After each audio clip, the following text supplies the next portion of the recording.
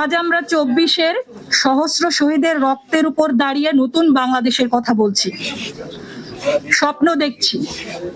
এটা শুধু স্বপ্ন নয়, এটা শুধু স্লোগান নয়, এটা আমাদের দায়িত্ব। এজন্যই আমরা চাই সুষ্ঠু নির্বাচন, কারণ সুষ্ঠু নির্বাচন ছাড়া গণতন্ত্র কেবল খোলস।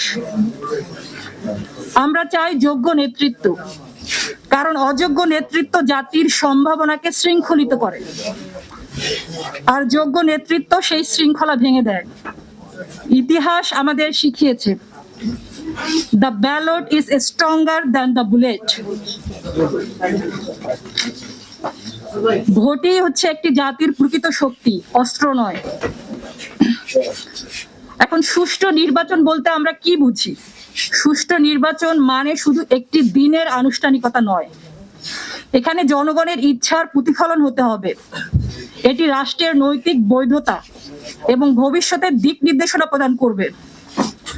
মনে রাখতে হবে আমাদের, জনগণের সম্মতি ছাড়া ক্ষমতা কখনোই ন্যায়সঙ্গত হতে পারে না।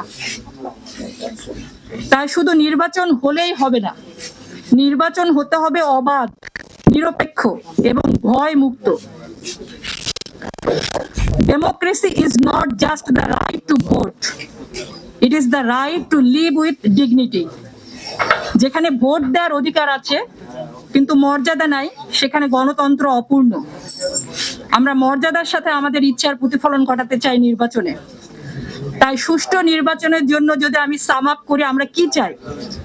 আইনের শাসন চাই, স্বাধীন ও নিরপেক্ষ নির্বাচনী প্রতিষ্ঠান চাই, ভয়মুক্ত পরিবেশ চাই, সমান সুযোগ থাকতে হবে সব দলের, স্বচ্ছতা এবং জবাবদিহিতা নিশ্চিত করতে হবে।